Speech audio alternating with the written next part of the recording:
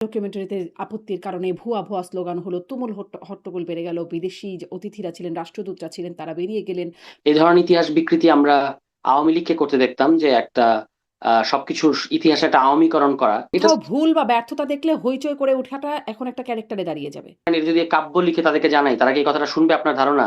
আমরা ওখানে প্রতিবাদ করেছি বলেই তো মাননীয়, মানে তারা আমাদের চোখ উপড়ে ফেলছে, এরপর বলছে অমুক ভাষা ঠিক হয় নাই, মানে যেন মানে এক একজন ভাষা আন্দোলনের বীর সৈনিক সব তারা। বা ঠিক আছে, আপনাদেরও অনেকে বলছেন যে তার ভাষাটা ঠিক যথাযথ হচ্ছে না। তারা ক্যাম্পাস গুলোকে সেভাবে দখল করতে পারছে না, হলগুলোকে দখল করতে পারছে না, সেখানে গেস্ট রুম গণরুম এগুলো করতে পারছে না। ফলে তাদের মধ্যে ওই যে সরকারি ছাত্র সংগঠনের যে একটা গরম ব্যাপার। ১০ মিনিটও ক্যাম্পাসে টিকতে পারবেন না। মানে কথাবার্তা যদি ছাত্র দলেরটাও দেখি ছাত্রলীগের মতো মনে হচ্ছে, ছাত্র শিবিরেরটাও শুনলে ছাত্রলীগের কথার সাথে মিলছে। পার্থক্যটা কোথায় তাহলে? হচ্ছে জ্বালানি তেল, এটার দামটা নিয়ন্ত্রণে আছে কিনা, দ্রব্যমূল্য নিয়ন্ত্রণে আছে কিনা।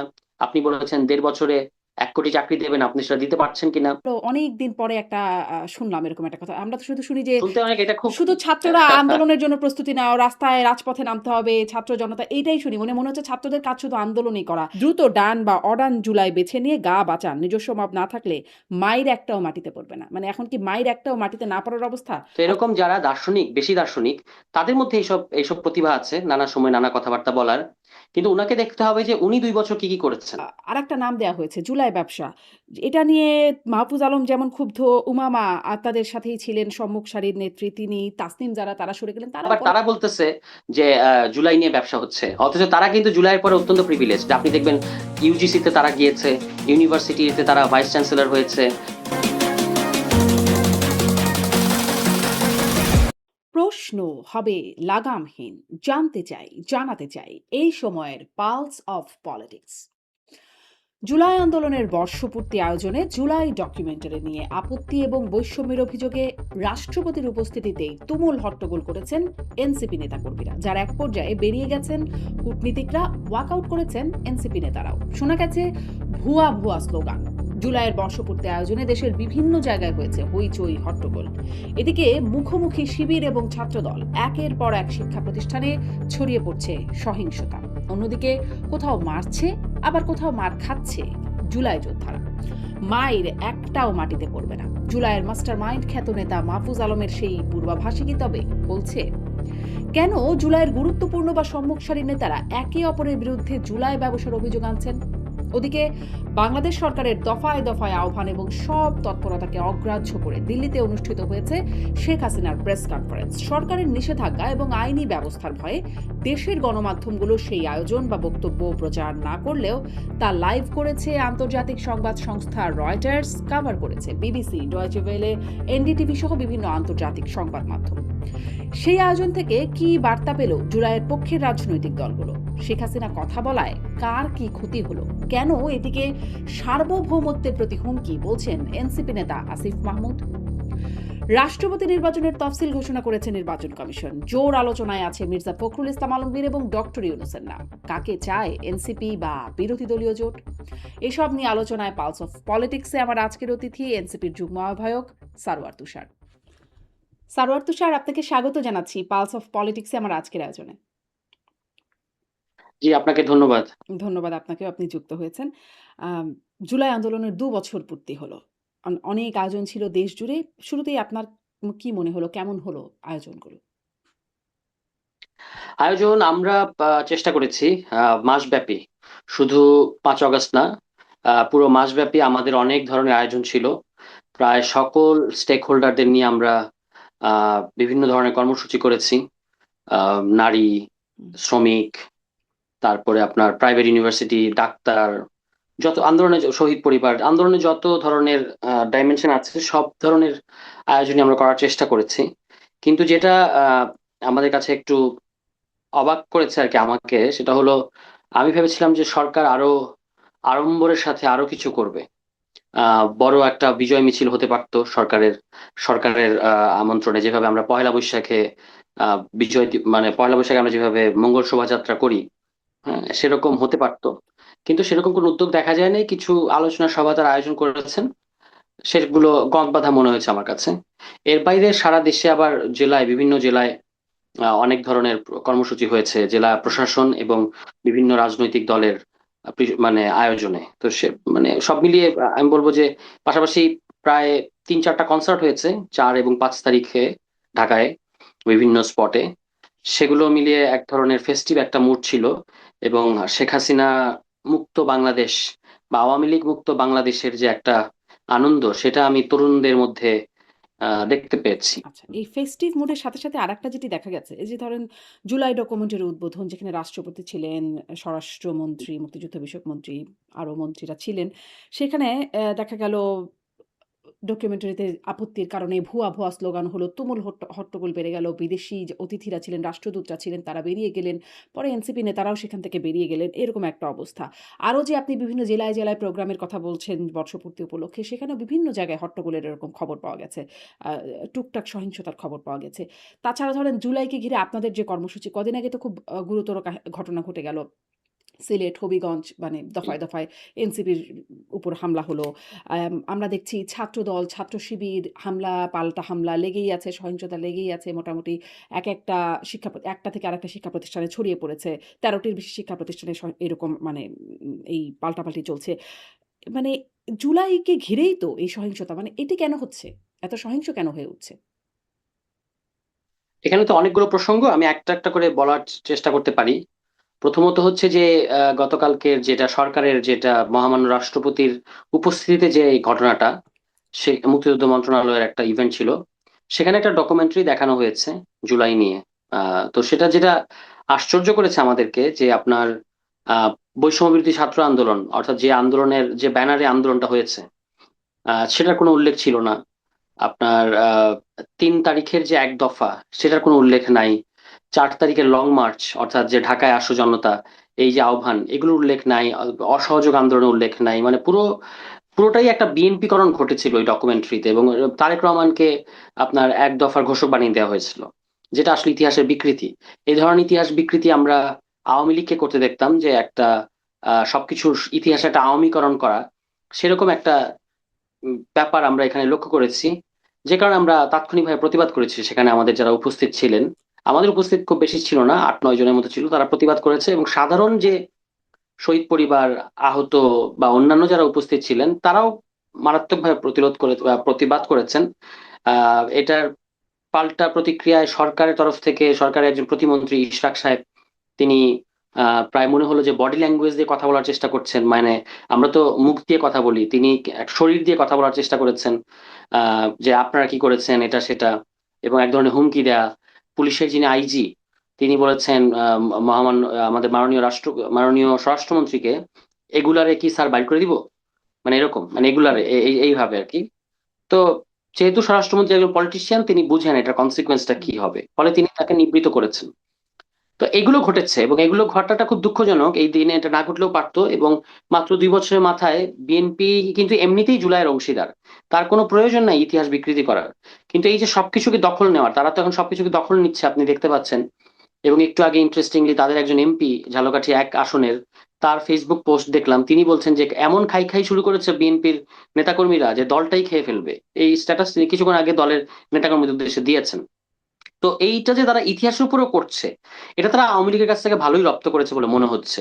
এবং সেটা এই পর্যন্ত গেছে যে মহামান্য রাষ্ট্রপতি পর্যন্ত, মানে এখন যিনি হুম। রাষ্ট্রপতি, তিনি পর্যন্ত কিন্তু বললেন যে এটা গ্রহণযোগ্য না। এবং পরবর্তীতে তিনি মুক্তিযুদ্ধ বিষয়ক বললেন, জি, মন্ত্রী, এটাই বলতে চাচ্ছিলাম যে তিনি বললেন বা মুক্তিযুদ্ধ বিষয়ক মন্ত্রী বললেন, মুক্তিযুদ্ধ বিষয়ক মন্ত্রী তো একরকম ক্ষমাই চাইলেন সেই বিষয়ে। তার মানে তারপরেও মানে যেই হট্টগোল পরিস্থিতিটা আমরা দেখলাম, তার আগেই অবশ্য বিদেশিরা বেরিয়ে গেছেন, আ আ বা সেখানে এনসিপি নেতারা বেরিয়ে গেলেন। এরকমটা কি না করার উপায় ছিল না? মানে যেহেতু তারা এগ্রি করে যাচ্ছেন যে না এখানে উপায় ভুল ছিল না, হয়েছে, বিদেশিরা উপায় যে ছিল না। বেরিয়ে গেলেন, আসলে বিদেশিদের কাছে কি বার্তা গেল? তারা তো নানান রকম বিনিয়োগ সহ সহায়ক ভালো, সহ সহায়ক ভূমিকা পালন করে। বিদেশির কাছে এটাই বার্তা গেল যে একটা সামান্য হিস্ট্রি, একটা দেশকে গঠন করতে গেলে তার প্রধান জিনিস হচ্ছে তার ইতিহাসটা নৈর্ব্যক্তিক ভাবে নির্মোহভাবে বলতে হয়। এখানে যে যে রাষ্ট্রদূত কিংবা যে বিভিন্ন রাষ্ট্র, অন্যান্য রাষ্ট্রের যে কর্মকর্তারা ছিলেন, তারা যে সকল রাষ্ট্র থেকে এসেছেন, ওই সকল রাষ্ট্রের একটা জাতীয় ইতিহাস আছে। ফলে তারা জানেন যে ইতিহাস ব্যাপারটা কিরকম জরুরি। তো তারা এটাই দেখে গেলেন যে এখানে একটা দল, সরকারি দল, ইতিহাসকে আত্মসাৎ করার চেষ্টা করছে, এবং তারা চলে গেছেন। এটা আমাদের জন্য খুব ভালো হয় নাই, এটা বিব্রতকর অবশ্যই। কিন্তু এটা এটার জন্য তো সরকারই দায়ী, মানে এটা তো সরকারের এই, তাকে তো বের করতে হবে যে কারা এই ডকুমেন্টারিটা বানালো, এটার পেছনে কারা কারা স্ক্রিপ্ট লিখলো, কারা এটা করলো, এবং সরকারের এরকম একটা। সরকারের দায়, সরকারের ব্যর্থতা যেটি আসলে মুক্তিযুদ্ধ বিষয়ক মন্ত্রী স্বীকার করছেন, বা আপনি বলছিলেন রাষ্ট্রপতিও সেখানে মানে এই দায়গুলোর কথা বলেছেন যে এরকম বিষয় ভুল বা কিরকম কিভাবে হয়ে গেল। কিন্তু এই দায়টা কি আপনাদেরও না, যে বিদেশিদের সামনে বা এরকম একটা যেখানে আসলে আহ, মানে আমাদের ইমেজ নির্ভর করে, সেখানে গিয়ে এরকম হট্টগোল, রাজপথের মতো আচরণ, এটা আসলে কেমন হলো? এটা কি দায়টা আপনাদেরও না? মোটেও আমাদের দায় না, কারণ হচ্ছে আপনি নিজেকে ওই জায়গায় চিন্তা করেন যে আপনি জুলাই গণ অভ্যুত্থানের সম্মুখ সারির একজন চরিত্র, একজন সমন্বয়ক কিংবা আন্দোলনকারী শীর্ষ ছাত্র নেতাদের একজন। আপনার খুব গুরুত্বপূর্ণ ভূমিকা আছে, হয় 4 তারিখে বা 3 তারিখে কোনো একটা দিনে, হ্যাঁ। এখন আপনার সামনে বসে আপনি এমন একটা ইতিহাস দেখতে পাচ্ছেন যেটা আপনার কাছে মানে আকাশ থেকে পড়ার মতো মনে হচ্ছে, যে যে ইতিহাসে আপনি নাই। আপনি থাকাটা গুরুত্বপূর্ণ না সবসময় হয়তো, কিন্তু ওই ওই ঘটনা তো উল্লেখ থাকতে হবে। 4 আগস্ট যে মানুষকে ছাত্ররা ডাকলো এবং সারা দেশের মানুষ ঢাকা শহরে আসলো, 3 তারিখে যে শহীদ মিনারে লাখো জনতার উপস্থিতিতে আপনার এক দফা ঘোষণা করা হলো, 2 তারিখে যে দরবার হলে সেনাবাহিনী সিদ্ধান্ত নিল যে তারা গুলি চালাবে না, এগুলো তো নিরেট ইতিহাস, এটা তো আপনি বিকৃতি করতে পারেন না। এবং আপনি ভার্চুয়ালি জনাব তারেক রহমান এক দফার কথা বলেছেন, সেই আপনার 16-17 তারিখে, সেটাকে আপনি এক দফার ঘোষণা বানিয়ে মানে দিচ্ছেন। যেখানে এটা কোথাও ভুল বা ব্যর্থতা দেখলে হইচই করে ওঠাটা এখন একটা ক্যারেক্টারে দাঁড়িয়ে যাবে। মানে প্রতিবাদ এভাবেই হবে, হইচই করে। প্রতিবাদ করা তো গণতান্ত্রিক অধিকার, নিশ্চয়ই। প্রতিবাদ করবো না? আপনার আপনার সাথে অন্যায় হলে আপনি করবেন না, আমরা করব না? মানে আমি কি এটা নীরবে মেনে নেব যে আমার সাথে এটা হচ্ছে? কিংবা আমি ধরেন এটা যদি কাব্য লিখে তাদেরকে জানাই, তারা কি এই কথাটা শুনবে আপনার ধারণা? আমরা ওখানে প্রতিবাদ করেছি বলেই তো মাননীয় স্বরাষ্ট্রমন্ত্রী ডেকে বলেছেন যে আপনাদের মধ্যে থেকে কেউ আসেন, এসে কথা বলেন। কিংবা আপনার মুক্তিযুদ্ধ বিষয়ক মন্ত্রী বলেছেন যে আচ্ছা আমি এটা খতিয়ে দেখবো। এইটা যদি আমরা না করতাম, এটা এভাবেই অ্যাপ্রুভ হতো এবং এটাই এটাই ইতিহাস হিসেবে ডকুমেন্টারি হিসেবে চালানো হতো সব জায়গায়। তো এটা আমরা তো হতে তাহলে দিতে কি পারি মানে না। যেহেতু আপনারা বিএনপির খাই স্বভাবের কথা বলছেন, সবকিছু বিএনপি করণের কথা বলছেন, তাহলে কি এরকম প্রতিবাদ মানে এরকম একটা হইচই পরিবেশই লেগে থাকবে? ধরেন আমি আরো কিছু ঘটনার কথা বলি। মানে জুলাইকে ঘিরে একটা আ মানে আপনাদের বক্তাদের কাছ থেকে অনেকে আসছে যে ঐক্যের কথা হবার কথা ছিল। কিন্তু যেই বিষয়গুলো আমি উল্লেখ করছিলাম, আ সামাজিক যোগাযোগ মাধ্যম বা গণমাধ্যম খুললেই কোথাকার শান্তা ফারজানার সাথে জুলাই যোদ্ধা আয়াসের সেই তুমুল মারামারি চলছে, সেগুলো দেখি। বা এই যে শিবির বা বলছিলাম যেটি একে একটা শিক্ষা প্রতিষ্ঠান থেকে ছড়িয়ে পড়ছে, আরেকটাতে শিবির ছাত্রদল, এনসিপি কোথাও মার খাচ্ছে, আ আন্দোলন হচ্ছে। এই যে বিষয়গুলো, আ এটা কি মানে সামনে আরো বাড়তে থাকবে বলে মনে হচ্ছে? পরিস্থিতি কি সেদিকে যাচ্ছে? কারণ আমরা দেখতে দেখতে পাচ্ছি, একটু এটাও বলে দেই মাঝখানে, যে নাহিদ ইসলাম বলছেন বর্ষা বিপ্লব ২৬ এও হতে পারে। জামায়াতের আমির বলছেন আরেকটা বিপ্লব অনিবার্য হয়ে গেছে। নাসিরউদ্দিন পাটোয়ারি বলছেন এই সরকার পতন ঘটাতে হবে, ৫ বছর টিকতে পারবে না। এরকম নানান রকম কথা আসছে। দেখেন, এইটা একটা দেশে যখন সরকার থাকে, আহ উদ্ভূত পরিস্থিতির দায় সরকারকেই নিতে হবে। হুম, ধরুন আমাদের হবিগঞ্জের ঘটনাটার কথা যদি আমি বলি, যে আপনি সহিংসতার কথাটা যেহেতু বললেন, আমরা তো 30 জুন সংবাদ সম্মেলন ডেকে আমাদের মাসব্যাপী কর্মসূচি ঘোষণা করেছি। এগুলো বৈধ কর্মসূচি, রাজনৈতিক কর্মসূচি, হুম। এবং আমাদের সংবিধান স্বীকৃত অধিকার রাজনৈতিক দল হিসেবে। তো আমরা হবিগঞ্জে গেছি, আপনি বক্তব্যের অমুক বক্তব্য খারাপ, এটার ছুতো ধরে আপনি আমাদের উপরে হামলা করবেন, গাড়ি ভাঙবেন, আমাদের টাকা লুট করবেন, ওখানে যে মিডিয়ার যে যন্ত্রপাতিগুলো ছিল সেগুলোকে আপনি ভেঙে চুরে দিবেন। এবং সবচেয়ে দুর্ভাগ্যজনক এবং আহ, ভয়ঙ্কর ব্যাপার হচ্ছে যে আমাদের একটা ছেলে, তার ইন্টারমিডিয়েট ছাত্র আলিফ, তার আপনি চোখ উপড়ে ফেলবেন। এরপর আপনি আমাকে বলবেন ভাষা বিজ্ঞান শেখাবেন, বা ভাষা আন্দোলনের বীর সৈনিকের মতো আচরণ করবেন যে অমুক কথাটা ঠিক হয় নাই। এটা তো গ্রহণযোগ্য হবে না। মানে বিএনপির কাছ থেকে আমরা এগুলোই দেখতে পাচ্ছি, মানে তারা আমাদের চোখ উপড়ে ফেলছে, এরপর বলছে অমুক ভাষা ঠিক হয় নাই, মানে যেন মানে এক একজন ভাষা আন্দোলনের বীর হুম, সৈনিক সব তারা, ঠিক হুম। আছে? তো কিন্তু ভাষা যে এইটা আপনাদের তো ঠিক হচ্ছে ধরুন না, তারা। এটা তো তারা আগেও বলে আসছে। মানে সেদিনই যে মার্ক দেবার পরে বলা হচ্ছে তা তো না। এটা তো আগে থেকেই আপত্তি জানানো হচ্ছে। বা আপনাদেরও অনেকে বলছেন যে তার ভাষাটা ঠিক যথাযথ হচ্ছে না। কিন্তু আসলে তো কেউ কোনো ভাষার ব্যবস্থা নেয় না। ভাষার ব্যাপারটা সম্পূর্ণ আলাদা। ভাষার তো আপনি চোখ উপড়ে ফেলে ডিল করবেন না। না, তা ধরে নিশ্চয়ই। নিলাম যে কারো একটা কথা, খুব খারাপ একটা কথা হয়েছে, তাই না? ধরুন এই যে বিএনপির একটা ছেলে আছে, নাম যুব দলের একটা নেতা আছে নয়ন নামের, তার মতো কুৎসিত কথা বলতে গেলে আমাকে 5 বার জন্ম নিতে হবে। সে ওই অন্তর্বর্তী সরকারের আমলে যমুনার সামনে, যমুনা ঘেরাও করে 2জন রানিং অ্যাডভাইজার মাহফুজ এবং আসিফকে উদ্দেশ্য করে তাদের নাম নিয়ে যে কুৎসিত স্লোগান দিয়েছে, আমি সেটা উচ্চারণ করতে চাই না। আপনি জানেন, আপনি সাংবাদিক, আপনি অবশ্যই জানেন। তাহলে এটা যদি তারা করতে পারে তখন করে, তখন তো এরকম ভাষা বিজ্ঞান, আমরা এত ভাষা চর্চা দেখি নাই, এত ভাষা আন্দোলন দেখি নাই। কিন্তু এখন বিরাট ভাষা আন্দোলন হচ্ছে, ভালো, আপনি ভাষা আন্দোলন করেন, মানে যারা করতে চায়। আমি একটা না, উদাহরণ ভাষা দিয়েছি আন্দোলন তো সবসময়। আপনাদের বা আপনারা বা আপনাদের পন্থী যারা তারাও তো আসলে ভাষার কথা বলছেন। ভাষাতে তো খুব ভালো নজির অন্ততপক্ষে ৫ আগস্টের আগে পরে দেখা যাচ্ছে না। সেটা নিয়ে আমরা অনেক কথা বলছি। অশ্লীলতা, গালাগালি তার প্রভাব খুব প্রকাশ্যে বেড়ে গেছে আরকি। আগেও হয়তো ছিল কিন্তু সেটা নিজস্ব ব্যক্তিগত পরিসরে। এখন প্রকাশ্যে খুব বেড়ে গেছে। যদি যদি বেড়েই যায় সেটা আপনি কিভাবে ফয়সালা করবেন, কিভাবে ডিল করবেন? সমালোচনা করে ডিল করতে হবে। যেমন ধরুন, আমি একটা উদাহরণ সবসময় দিই, একজন বিরোধী দলীয় নেতা অন্য একটা দলের, তিনি মাননীয় প্রধানমন্ত্রীকে উদ্দেশ্য করে খুব কুৎসিত একটা গালি দিয়েছিলেন, হুম, যেটা অগ্রহণযোগ্য ছিল। এই মাস ২ এর আগে সম্ভবত একটা কোন একটা, এই সরকার যখন হুম, শুরু করে তার ১-১.৫ মাসের মধ্যে কুলাঙ্গার হুম, বলেছিলেন। হুম, এটা কিন্তু আপনি খেয়াল করবেন জনগণ এটা গ্রহণ করে নাই, কিংবা বিরোধী দলীয় পরিসরও সেটা গ্রহণযোগ্য হয় নাই। ঠিক আছে, কেন? সে হ্যাঁ। কারণ আমাদের মাননীয় প্রধানমন্ত্রীর ব্যাপারে রাজনৈতিক সমালোচনা আছে, থাকবে, কিন্তু এটা আপনি তো মানে এইভাবে গালি দিতে পারবেন না। তো এই যে গালি দিল কেউ, এটা অগ্রহণযোগ্য হলে সেটা ব্যাকল্যাশ জনগণের দিক থেকে আসবে, মানুষের দিক থেকে আসবে। এটাই ফয়সালা করা সবচেয়ে ভালো পন্থা।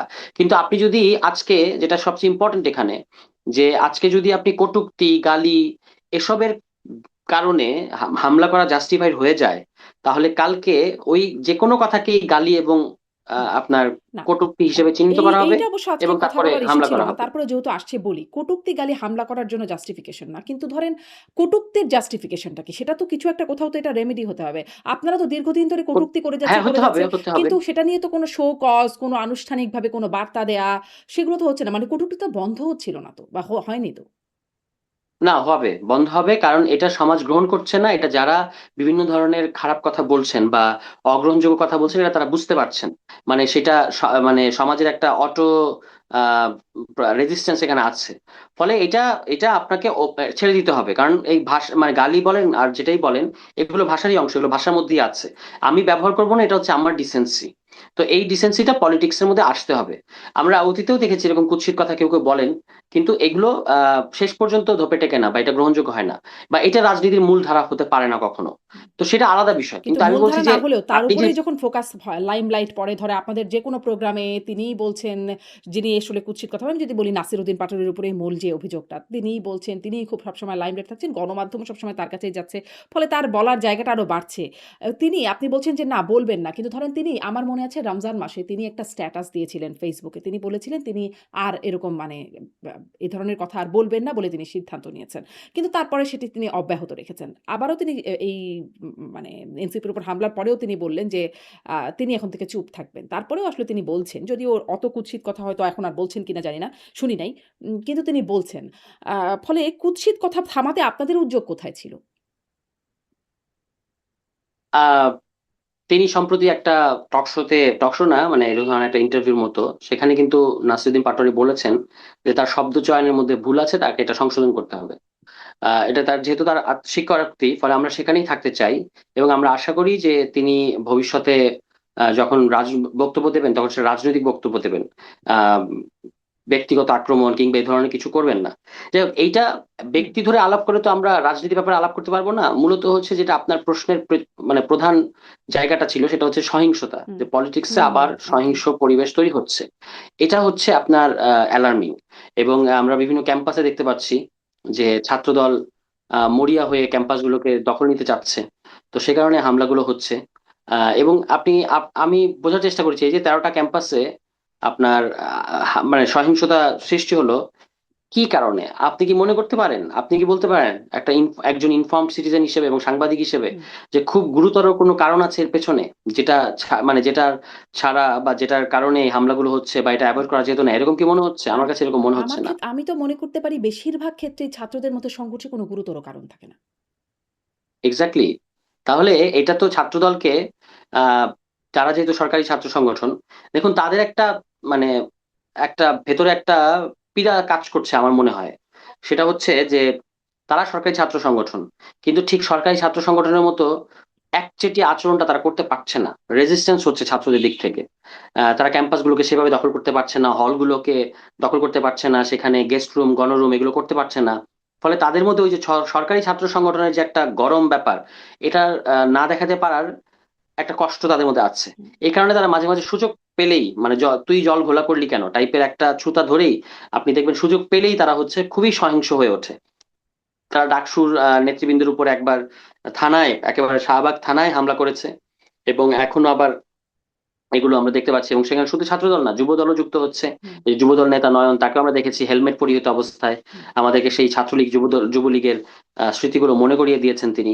তাকে ধন্যবাদ দেওয়া উচিত হবে কিনা বুঝতে পারছি না, যে তাকে যে আমরা হেলমেট অবস্থায় দেখলাম, এটা তো আমাদেরকে সেই স্মৃতিটা মনে করিয়ে অনেক দিয়েছে। স্মৃতি মনে তো পড়ছে। এগুলো সারোয়ার তুষার আরেকটু যোগ করি। এই স্মৃতি মনে করার ব্যাপারে হ্যাঁ, মানে ছাত্রলীগকে যেভাবে হেলমেট বাহিনীর মধ্যে পুলিশের মতো দেখা যেত, এই হেলমেট বাহিনী নামই হয়ে গেছিল। পরে অবশ্য জানা গেছে যে সেখানে অনেক গুপ্ত আরো অনেকেই ছিলেন। কিন্তু ছাত্রলীগ ছিল পুলিশের হেলমেট বাহিনী হিসেবে। তারপরে এখন দেখা যাচ্ছে আপনি বলছেন হ্যাঁ, ছাত্রদল আছে। আবার ধরেন ছাত্রলীগকে আমরা বলতে শুনতাম, ছাত্রলীগের সভাপতি সাদ্দামরা বলতেন যে তারা ফু দিলে ৫ মিনিটও ক্যাম্পাসে টিকতে পারবে না। এখন ছাত্র শিবিরের সভাপতি সাদ্দামদেরকে শোনা যাচ্ছে তারা বলছেন যে তারা প্রতিরোধ করলে ছাত্রদল ১০ মিনিটও ক্যাম্পাসে টিকতে পারবেন না। মানে কথাবার্তা যদি ছাত্রদলেরটাও দেখি ছাত্রলীগের মতো মনে হচ্ছে, ছাত্র শিবিরেরটাও শুনলে ছাত্রলীগের কথার সাথে মিলছে। পার্থক্যটা কোথায় তাহলে?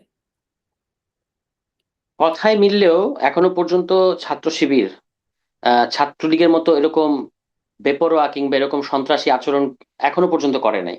এবং সেটার ক্যাপাসিটি তাদের আছে কিনা, এটা নিয়ে আমার সন্দেহ আছে। কারণ ছাত্রলীগের এই সন্ত্রাস করার যে ক্যাপাসিটি, এটা অনন্য। এটা খুব বেশি সবার মধ্যে আপনি এটা পাবেন না। এই কারণে দেখবেন ছাত্র দল পর্যন্ত হিমশিম খাচ্ছে। তারা সন্ত্রাস সহিংসতা করতে যাচ্ছে, কিন্তু এরকম একচেটিয়া সন্ত্রাস সহিংসতা করতে পারছে না, যেটা ছাত্রলীগ অত্যন্ত কনফিডেন্সের সাথে কবিতা লিখতে লিখতে, ওই যে আপনি যার কথা বললেন সাদ্দাম, এখন তো পালিয়ে আছেন, তিনি তো কবিতা লিখতে লিখতে সন্ত্রাস করতেন। একদিকে কবিতার বিভিন্ন উক্তি মুখস্থ করে সেগুলোকে ঝেড়ে দিতেন বিভিন্ন জায়গায়, আবার সন্ত্রাসও করতেন। এমনকি ডাকসুর ২ তলা থেকে ছুঁড়ে ফেলেও দিয়েছেন, ছাত্র মেরুদণ্ড ভেঙে ফেলেছেন, এগুলো ঘটেছে। কিংবা চোখ উপড়ে ফেলেছেন, এগুলো অনেক হ্যাঁ, ঘটনা আছে, এখনো তো পিটিয়ে চোখ মেরে উপড়ে ফেলেছেন, ফেলছেন, পিটিয়ে শেষ ফেলছেন। নাই। মেরে হয়তো ফেলে নাই এখনো পর্যন্ত। কিন্তু পিটাপিটির ঘটনা তো চলছেই। হেলমেট অবশ্যই এটাই তো পরিহিতভাবে খারাপ, এটাই তো সেটাও বলছি। চলছে। হ্যাঁ। অবশ্যই এটাই তো খারাপ, এবং এটাই তো বারবার বলছি যে এই জায়গাটায় যাওয়া যাবে না। পলিটিক্সকে ডিসেন্ট জায়গায় রাখতে হলে আমাদেরকে গণতান্ত্রিক সংলাপের মধ্যে থাকতে হবে, হুম। এবং একটা গ্রহণযোগ্য ছাত্র রাজনীতির রোডম্যাপ ছাত্রদের তৈরি করা উচিত। এটা ছাত্র ইস্যু, কিন্তু জাতীয় রাজনীতিতেও ধরেন এই হবিগঞ্জের ব্যাপারটা তার শুধু ছাত্রদের ইস্যু না।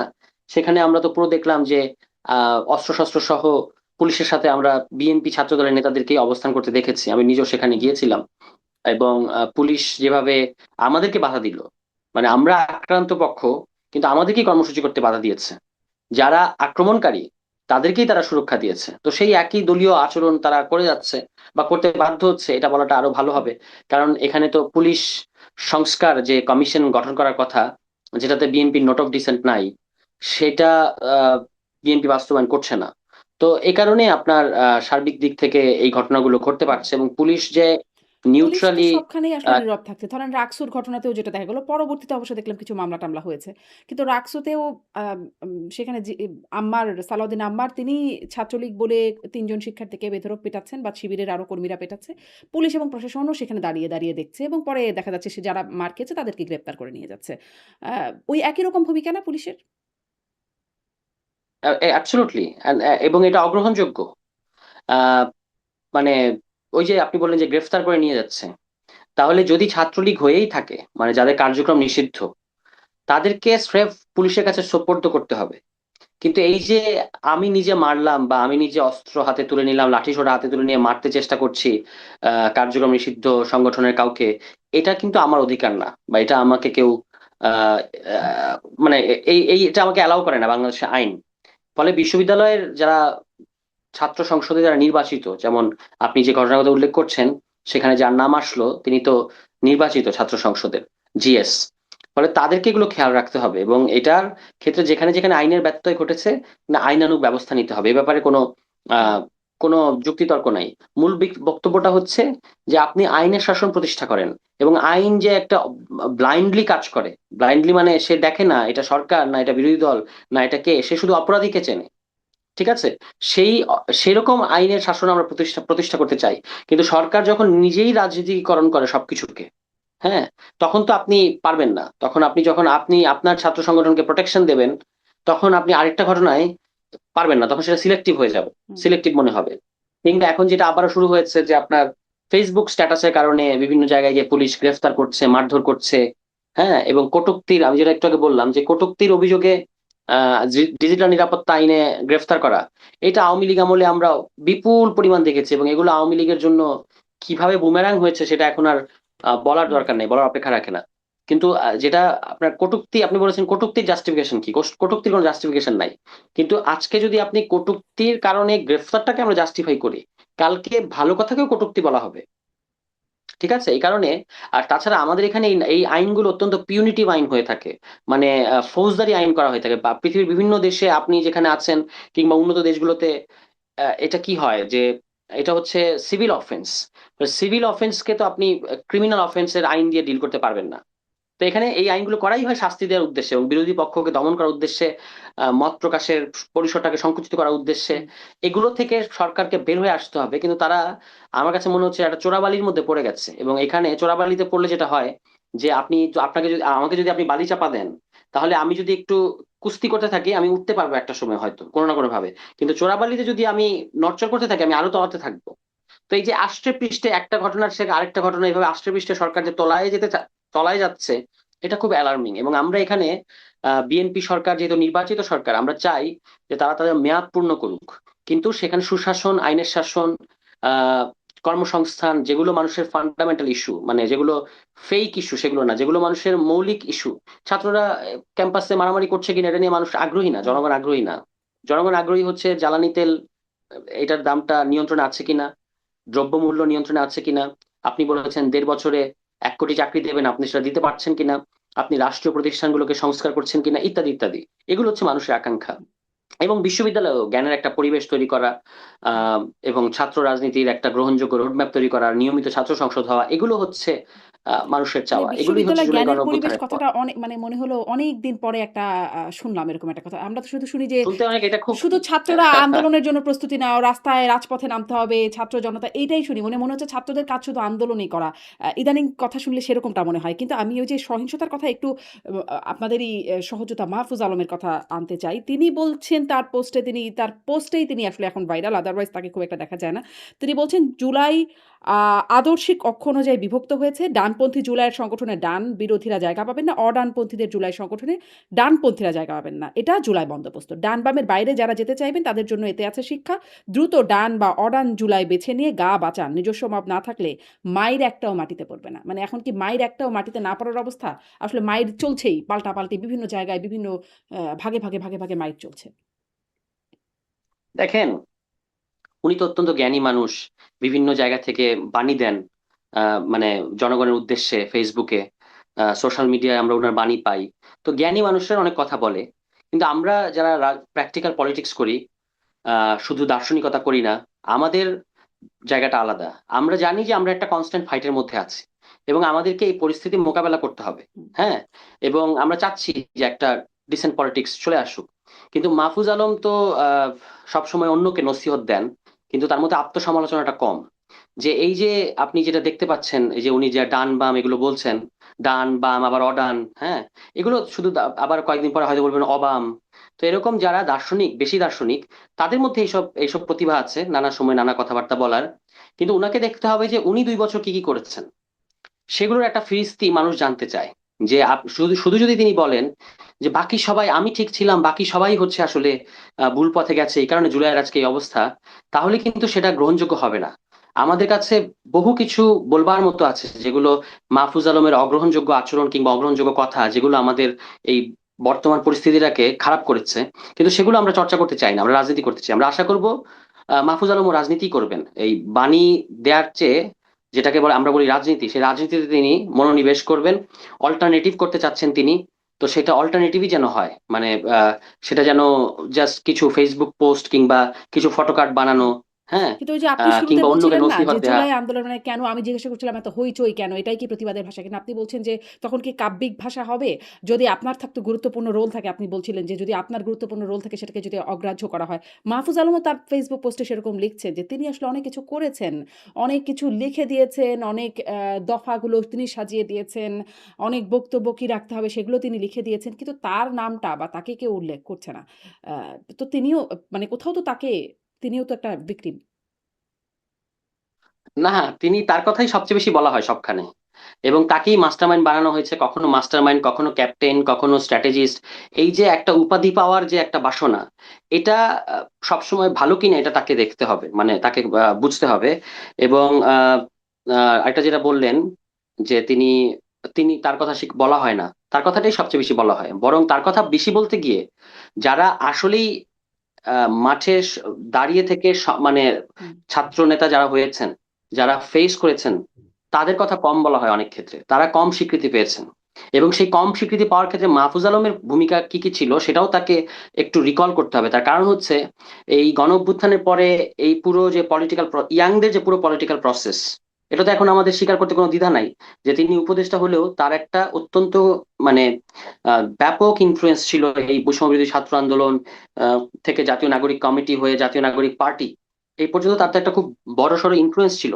তো তিনি এই যে অনেকেই স্বীকৃতি পায় নাই, অনেকেই চলে গেছে, অনেকেই সরে গেছে, এগুলো তার কোন কোন পদক্ষেপ, কোন কোন সিদ্ধান্তের কারণে এগুলো হয়েছে, সেটা কিন্তু তাকে আত্মসমালোচনা আমরা তার কাছে জানতে চাই। যদি তিনি যদি আত্মসমালোচনা করেন তাহলে আমরা তাকে অ্যাপ্রিসিয়েট করবো। আর তিনি যদি শুধু সারাক্ষণ অন্যকে নসিহত দেন কিংবা রুদালিপনা করেন, রুদালিপনা মানে হচ্ছে মহাশ্বেতা দেবীর একটা গল্প আছে, খুব বিখ্যাত গল্প রুদালি। এই রুদালি গল্প হচ্ছে যারা পয়সার বিনিময়ে এসে কান্নাকাটি করে, হুম, গরিব মহিলা যারা ধরেন কোনো মরা বাড়িতে হুম, পয়সার বিনিময়ে এসে কান্নাকাটি করে, তাদেরকে বলা হয় রুদালি। তো এই এই যে রুদালিপনা, সারাক্ষণ কান্নাকাটি করা, সারাক্ষণ বলা আমাকে এটা দেওয়া হয়নি, হুম, ওটা দেওয়া হয় নাই, এই হয় না সেই হয় নাই, এই রুদালিপনা আমরা অনেক দেখতে পাচ্ছি এই গত 1.5-2 বছর, কিন্তু কোনো কাজে আসেনি। কিন্তু কারাই রুদালিপনা গুলো করে আপনি দেখবেন, তারাই বিভিন্ন সেমিনার সিম্পোজিয়াম দখল করে আছেন, তারাই বিভিন্ন পত্রিকার ক্রোড়পত্রতে তারাই লিখছেন, তারাই বিভিন্ন আপনার ওই থিঙ্ক ট্যাঙ্কের মধ্যে বসে তারাই প্যানেলিস্ট, তারাই আলোচক, তারাই অ্যাপ্রিসিয়েট করছেন। অর্থাৎ সব জায়গায় তারা, কিন্তু অভিযোগটা আবার তারাও করছেন, তারাই করছেন। হুম, তো এগুলো আমরা দেখেছি, দেখে আসছি, হ্যাঁ। হুম। এটা আমাদের কাছে এখন আর অত নতুন কিছু মনে হয় না। মানে তো এখন হুম, মাহফুজ আলমের কাছে একটু আরেকটু অল্টারনেটিভ মানে রাজনীতি আমরা আশা করি। হুম। তো এই যে মানে বিষয়গুলো যে কেউ রুদালিপনা করছেন, বিভিন্ন জায়গায় তারাই আছেন। এই যে আপনি যেরকম বলছেন এটাকে আ বলা আ আরেকটা নাম দেয়া হয়েছে জুলাই ব্যবসা। এটা নিয়ে মাহফুজ আলম যেমন ক্ষুব্ধ, উমামা তাদের সাথেই ছিলেন সম্মুখ সারির নেত্রী তিনি, তাসনিম যারা তারা সরে গেলেন। তারাও পরবর্তীতে এরকম অভিযোগ দিয়েছেন যে জুলাইকে বানানো হয়েছে টাকা বানানোর মেশিন বা ক্ষমতার মেশিন ইত্যাদি বিভিন্ন সময় তারা বলেছেন। এখন জুলাই ব্যবসার কথা শুনছি এমপি মাহমুদা মিতু তিনিও বলছেন যে যদি তারা জিয়া ব্যবসা করতে পারে মানে বিএনপির কথা বলছি। তারা যদি জিয়া ব্যবসা করতে পারেন, তাহলে জুলাই ব্যবসা করতে অসুবিধা কি? যদি জুলাই ব্যবসা হয়ে থাকে হাদি ব্যবসা, জুলাই ব্যবসা চালু রাখতে তিনিও বলছেন। মানে যদি খারাপই হয়, জিয়া ব্যবসাটা যদি খারাপ হয়, মুক্তিযুদ্ধের চেতনা ব্যবসা যদি খারাপ হয়, তাহলে জুলাই ব্যবসাটাও চালু রাখা কেন? মানে জুলাই ব্যবসা একটা নতুন করে আরেকটা দোকান খোলা? না, জুলাই ব্যবসার কোনো সুযোগ নেই, জুলাই হচ্ছে তো। ব্যবসার কোনো সুযোগ নেই এই যে আপনার। আপনিই বললেন যে তারা হচ্ছে, হ্যাঁ, হচ্ছে তো। হ্যাঁ করছে তো, হুম, এবং করছে, এবং করে আবার তারা বলতেছে যে জুলাই নিয়ে ব্যবসা হচ্ছে, অথচ তারা কিন্তু জুলাইয়ের পরে অত্যন্ত প্রিভিলেজ। আপনি দেখবেন ইউজিসি তে তারা গিয়েছে, ইউনিভার্সিটিতে তারা ভাইস চ্যান্সেলর হয়েছে, হুম, তারপরে আপনার কি বলে এটাকে সংবিধান সংস্কার কমিশনে তারা গিয়েছে, শ্রম সংস্কার কমিশনে তারা গিয়েছে। 8 জনের দল, তার মধ্যে 5 জন গত 2 বছরে, ধরেন একটা দল 8 জনের, সেই দলের মধ্যে একজন সংবিধান সংস্কার কমিশনে গেছেন, একজন শ্রম সংস্কার কমিশনে গেছেন, আরেকজন বিএনপি সরকারের প্রতিমন্ত্রী হয়েছেন। এই 8 জনের দলের মধ্যে 3-4 জন এভাবে এম্পাওয়ার্ড হয়েছেন। আবার সেই দলের ছাত্র সংগঠনের সাবেক কোনো নেত্রী, যিনি আবার ধরেন পরবর্তীতে বৈষম্য বিরোধী আন্দোলনের বড় ফেস হয়েছেন, তিনি ওই বৈষম্য বিরোধী আন্দোলনের পদ ব্যবহার করে বিভিন্ন সভা সেমিনার, বিভিন্ন এমবাসি, বিভিন্ন পত্রিকা অফিস, বিভিন্ন এনজিও, এখানে গিয়ে গিয়ে নিজেকে পরিচিত করিয়েছেন, কান্নাকাটি করেছেন, দেখো আমাকে কেউ খেয়াল করে না, এগুলো বলেছেন। কিন্তু অভিযোগটা আবার এরাই করছেন, এটাই হচ্ছে আমি বলছি মুশকিলের বিষয়। কিন্তু জুলাই নিয়ে ব্যবসা করার মানে এটা কোনো বাস্তবতা নেই, এবং এটা সম্পূর্ণ অগ্রহণযোগ্য। কিন্তু যেভাবে বলা হয় যেন জুলাই ব্যবসাটা হুম, যখন জুলাই ব্যবসা কথাটা ব্যবহার করা হয়, তখন এটা ইঙ্গিত করা হয় এনসিপির দিকে যে এনসিপি জুলাই ব্যবসা করছে। কিন্তু বাকি যারা এই অভিযোগগুলো করছেন, আমি দেখতে পাচ্ছি ক্ষেত্র বিশেষে তারা এর চেয়ে বেশি জুলাই ব্যবসা করছেন। হ্যাঁ, কিন্তু তারা নিজেদেরকে একটা ভিকটিমের জায়গায় বসাচ্ছেন আর কি। তারাই মানে টেলিভিশনে গিয়ে বলছেন, তারাই পত্রিকায় লিখে এগুলো বলছেন, এবং এটা হচ্ছে সম্পূর্ণ এনসিপি কে ডিলেজিটিমাইজ করার একটা পলিটিক্স। আপনি দেখবেন যে পুরো 2 বছরে সবাই কে কি করেছে, কে কোথায় ছিল, এগুলো তো আমরা সবই দেখেছি। সেগুলো তো ধরেন বলতে থাকলে রাজনীতি হবে না, শুধু পরচর্চা হুম, করতে থাকতে হবে। তো আমরা পলিটিক্যাল প্রসেসটাকে আপহোল্ড করতে চাই, আমরা ঝুঁকি নিচ্ছি, আমরা রাজনৈতিক দল খুলেছি, এবং আমরা সেখান থেকে জনগণের কাছে যাচ্ছি, সেখানে গিয়ে মানুষের কথা শুনছি, সেখানে আমাদের ভুলগুলো তারা বলছেন, যদি ভুল থাকে কোনো কোনো ক্ষেত্রে সেখান থেকে আমরা শিখছি, সংশোধন করছি। কিন্তু ধরুন আপনি শুধু যে নসিহত দেবেন, হুম, ফেসবুকে শুধু বাণী দেবেন, কিংবা শুধু রুদালিপনা করবেন, আমি বলছি যে এগুলো কোনো কাজে আসে না। মানে এগুলো তো মানুষের, জনগণের কোনো কাজে আসবে না, বরং এটা হচ্ছে একটা স্পেসিফিক মানে অংশকে জুলাইয়ের মূলধারা বাই এনি মিনস এনসিপি। এখান থেকে কেউ কেউ চলে গেছে, কেউ কেউ ছিটকে পড়েছে, যারা বিদেশ থেকে এসেছিল, এসে পরবর্তীতে জুলাইয়ের পোস্টার গার্ল হয়ে গেছে, তাদের অনেক ক্ষেত্রে তাদের আপনার ধরেন পোষায় নাই, কিংবা তারা দলীয় সিদ্ধান্তের বাইরে গিয়ে ব্যক্তিগত ইচ্ছাটাকে প্রাধান্য দিয়েছেন। এখন তারা যদি আমাদেরকে নসিহত দেন, তাহলে তো সেটা আমরা মানবো না, কারণ আমরা সংগ্রাম করে করে এ পর্যন্ত এসেছি। গণ অভ্যুত্থানের আগেও আমাদের সংগ্রামের ইতিহাস আছে। আমরা এখনো পর্যন্ত রাজনীতি করে সবচেয়ে কঠিন জিনিসগুলোকে ফেস করে করেই আমরা আগাচ্ছি এবং আগাবো, ঠিক আছে?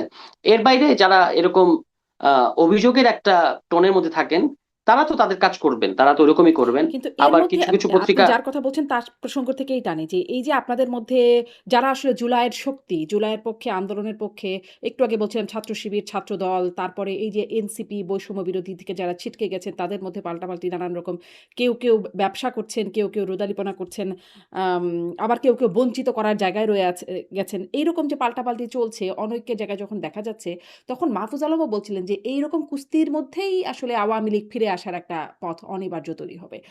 সেরকম একটা পরিস্থিতি কি আপনারাই তৈরি করছেন কিনা? আমি মনে করি না যে আওয়ামী লীগের ফিরে আসার কোনো সম্ভাবনা নিকট ভবিষ্যতে আছে। আপনার শোতে মাঝে মাঝে একজন আওয়ামী লীগ নেতা আসেন, উনি ভালো গান করেন দেখি, যে আবার জিম টিম করেন, আবার হচ্ছে আপনার কি বলে যেন গিটার বাজান জিমে, হুম। কি বলে ওই ওই মানে পারফর্ম করেন প্যাডের মধ্যে। এগুলো করেই ওনাদেরকে কাটাতে হবে। হ্যাঁ, আবার তাদের যারা যারা দুর্বল নেতা আছেন, মানে যাদের পয়সা টয়সা নাই, বা যাদেরকে তারা দেশের মধ্যে আহ ঝুঁকিতে রেখে চলে গেছেন, তাদেরকে ওনারা মাঝে মাঝে ওই যেরকম খুদ করে পাঠাবেন এবং বলবেন একটা কর্মসূচি করে ছবি পাঠাও। ওনারা জনশূন্য রাস্তায় ভোরবেলা জঙ্গিদের মতো মুখোশ পরে একটা ব্যানার নিয়ে একটুখানি দৌড় দিয়ে জয় বাংলা বলে আবার গলিতে ঢুকে পড়তে হবে। এগুলোকে রাজনৈতিক কর্মসূচি বলে না। মানে এবং এরকমই তো যতক্ষণ আপনি করতো। রাজনৈতিক মানে এর আগে যখন আওয়ামী লীগ যখন ধরেন দমন-পীড়নের রাজনীতিটা করতো, তখন তো বিরোধী দলগুলো এরকমই করতো। তো এখন তারা আসলে তাদেরকে সেই ফ্লোর দেয়া হবে না। তো তারা আর কি করবে? না, আওয়ামী লীগকে তো দমন পীড়ন করা হচ্ছে না। আওয়ামী লীগকে বলা হচ্ছে যে তুমি আসো এবং বিচার ফেস করো, যদি আপনার যদি সাহস তাদেরকে তো থাকে। নিষিদ্ধ করে সেটা তো রাখা হয়েছে। আপনি তাদের করছেন না। কর্মসূচি নিষিদ্ধ করে রাখা হয়েছে না? না, তাদেরকে তো সেটা তো ধরেন সেটা তার সংগঠন, হ্যাঁ কেন, মানে ধরেন একটা সংগঠনের কারোর বিরুদ্ধে যদি কোনো অভিযোগ আসে, তখন প্রথম পদক্ষেপটা কি হয়? প্রথম পদক্ষেপটা হয় যে এটা শুরু হওয়ার আগ পর্যন্ত তোমার পদ স্থগিত থাকবে, হুম। মানে তুমি কার্যক্রম পরিচালনা করতে পারবে না। এটাই করা হয়েছে আওয়ামী লীগের সাথে। আপনি দ্রুততম সময়ের মধ্যে আসেন, দ্রুততম সময়ের মধ্যে ট্রায়াল ফেস করেন, এবং যদি দেখা যায় যে আপনি নিষ্পাপ নিষ্কলুষ, এইমাত্র সদ্য প্রস্ফুটিত গোলাপ, তাহলে আপনি আবার রাজনীতি করতে পারবেন, কোনো সমস্যা নাই। কিন্তু এর আগ পর্যন্ত তো আপনার আপনার ট্রায়াল এখনো আনফিনিশড, কিন্তু আপনাকে আমি বলবো যে হ্যাঁ তুমি তোমার মতো করে যাও, আগের মতো আগের সবকিছু করো, এবং দিল্লিতে বসে প্রেস কনফারেন্স করে বলো হুম। যে বাংলাদেশে আসলে জুলাই গণঅভ্যুত্থান বলতে কিছু হয় নাই, এগুলো সবই হচ্ছে ষড়যন্ত্র। তাহলে তো আপনি বাংলাদেশে কিন্তু আবার কি হলো নর্মালাইজ হতে আসলে? কি পারবেন না। হলো? মানে দিল্লিতে বসে প্রেস কনফারেন্স যেন না করতে পারে, এর জন্য সরকার বারবার দফায় বলেছে। কিন্তু কোনোভাবেই তাদেরকে মানানো যায় না। দীনেশ ত্রিবেদী ডক্টর ইউনূস সরকারের সময় থেকেই বলে আসছে, কাজ হয় নাই। এই সরকারও সম্প্রতি বেশ তৎপরতা চালিয়েছে। হুমায়ুন কবির বলেছেন, মানে উপদেষ্টা বলেছেন, পররাষ্ট্র প্রতিমন্ত্রী বলেছেন। দফায় এই বার্তাটা তাদেরকে পাঠানো হয়েছে আনুষ্ঠানিক, অনানুষ্ঠানিক বিভিন্নভাবে। কিন্তু তারা আসলে কোনোভাবেই মানানো গেল না। আমাদের দেশে বলা হলো কোনো গণমাধ্যম যেন সেটার কোনো কাভারেজ না করে, এবং গণমাধ্যমগুলো কম বেশি সেটা মেনেই চলল। কিন্তু দেখা গেল যে তারা তো আসলে ঠিকই সেই প্রেস কনফারেন্সটা করলো। রয়টার্স সেটা লাইভ করলো। সব রকম আন্তর্জাতিক গণমাধ্যম সেখানে আসলো এবং আ সেটার কাভারেজ পেল। তাহলে আসলে বাংলাদেশ এখান থেকে মানে তাদেরকে আটকে রেখে কি লাভ হতো? কি লাভ হলো? বাংলাদেশের তো এখানে কোনো ক্ষতি নাই। এবং এটা করে তো আওয়ামী লীগের আপনি প্রশ্ন করতে পারেন যে আওয়ামী লীগের কোনো লাভ হয়েছে কিনা এই প্রেস কনফারেন্স করে। হুম। বাংলাদেশের কোনো ক্ষতি নাই। আপনি তো প্রশ্নটা করছেন যে বাংলাদেশে কি লাভ হলো। আসলে আমি বলবো যে বাংলাদেশের কোনো মানে ক্ষতি যদি নাই। লাভই কিন্তু না এই হয় বা যদি ক্ষতিরই শঙ্কা না থাকে তাহলে আটকানো কেন? সে বলছে যা বলুক তাতে মানে এত কি যায় আসছে? না, যদি কোনো কারণ লাভ সে তো না থাকে তাহলে। তাকে তো এখন প্রায়োরিটি কোনটা? প্রায়োরিটি হচ্ছে তাকে ট্রায়াল ফেস করতে হবে। ট্রায়াল ফেস করার আগে আপনি যদি তাকে সংবাদ সম্মেলন করতে দেন, এরকম এরকম এত প্রিভিলেজড অপরাধী তো সবাই হতে পারে না যে আপনি আপনি অপরাধী কিন্তু আপনাকে আমি সংবাদ সম্মেলন করতে দেবো, বা আমি অপরাধী আমি সংবাদ সম্মেলন করতে পারবো। এখন এটা হলো দিল্লির আহাম্মকি। তারা রাষ্ট্রটা বড় হলেও তাদের মাথা হচ্ছে গোবর ভর্তি, কারণ তারা বাংলাদেশের মানুষকে বাদ দিয়ে একটা সন্ত্রাসী দলকে বেছে নিয়েছে। এটা তাদের ব্যাপার। এখন তারা এবং সেখানে রয়টার্সের যে কথাটা বললেন, ওখানে ওই সামথিং রুমা পাল বলতে একজন ভদ্রমহিলা আছেন। হুম। তিনি আসলে ভারতীয় অবশ্যই, এবং অন্তর্বর্তী সরকারের পুরো সময়ে আমাদের যাদের যাদের সাথে তিনি কথা বলেছেন, মানে আমার সাথে কথা বলেন নাই, কিন্তু যাদের সাথে সাথে তিনি বিভিন্ন কথা বলেছেন সেগুলো তো আমরা জানি। তার একমাত্র কনসার্ন ছিল যে অন্তর্বর্তী সরকার ওই আদানির সাথে যে চুক্তিগুলো আছে, সেগুলো মানে বজায় রাখবে কিনা নাকি সেগুলো বাদ দিয়ে দিবে। ফলে বুঝতেই পারছেন রয়টার্সে কিংবা এরকম ওয়েস্টার্ন মিডিয়া গুলোতে তো ইন্ডিয়ার কিছু লোক আছে, ইন্ডিয়ান অ্যাসেট তো আছে, তারা এই ঘটনাটা তাদের মতো করে ফ্রেমিং করতে চাচ্ছে। কিন্তু সেটাতে খুব বেশি লাভ হবে এরকম মনে করার কোনো কারণ নাই। কারণ হচ্ছে দুটো উদাহরণ দিই। একটা হচ্ছে জাতিসংঘের কাছে যখন আওয়ামী লীগ নিষিদ্ধ কার্যক্রম নিষিদ্ধ আওয়ামী লীগ যখন একটা প্লি করলো যে ওই যে তাদের যে ফ্যাক্ট ফাইন্ডিং রিপোর্ট, হুম। এটা এটার মধ্যে কিছু এটা নিয়ে তারা কথা বলতে চায় বা এরকম কিছু সামথিং, তখন কিন্তু জাতিসংঘ বলেছে যে এটাকে অবিশ্বাস করার মতো কোনো কারণ আমাদের সামনে হাজির হয় নাই। এক নম্বর। দ্বিতীয়ত হচ্ছে গতকাল জাতিসংঘ কিন্তু জুলাই গণঅভ্যুত্থান দিবস পালন হুম। করেছে। অর্থাৎ আপনি যতই বলেন জুলাইকে আপনি ঝুলাবেন, আপনি জুলাইকে বলবেন জুলাই মানে মিথ্যা, আহ উল্টো আপনি মিথ্যা হয়ে যাচ্ছেন, মানে আওয়ামী লীগ মিথ্যা হয়ে যাচ্ছে। এবং আওয়ামী লীগ আহ ওই যে আপনার এখানে কিন্তু যিনি জিম আওয়ামী করতে লীগের আসেন, পক্ষ জিম থেকে মানে জিম আমার করার যে, অনুষ্ঠানে যারা নেতারা আসেন তারা বলেছেন, যারা আসলে যে যারা জাতিসংঘে গেছেন তারা জিজ্ঞাসা করেছেন যে ১৪০০ যে শহীদ কারা তারা সেই তালিকা দিতে মানে সেটি দিতে পারে নাই জাতিসংঘ। মানে যেই জায়গাগুলো প্রশ্ন আমি আপনার কাছে প্রশ্ন আছে সেগুলো আপনার কাছে তুলছি। আপনি যদি এটা আরেকটু ব্যাখ্যা দেন।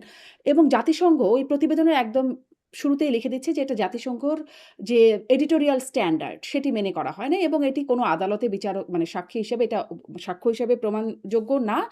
ফার্দার তদন্ত প্রয়োজন। মানে এডিটোরিয়াল পলিসি মেনেই যদি না হয়, তাহলে সেটা আসলে মান কি? আমরা তো এটা পড়েছি এবং আমরা দেখেছি যে এখানে যে যুক্তিগুলো ব্যবহার করা হয়েছে সেগুলো অকাট্য। আর আমরা তো এটা আমাদের জীবন দিয়ে এখানে দেখেছি। হ্যাঁ, নিশ্চয়ই। এখন এর বাইরে জাতিসংঘ এটাও বলেছিল যে যদি বাংলাদেশ এই কেসটাকে আইসিসি তে নিতে চায় তাহলে তারা সহযোগিতা করবে।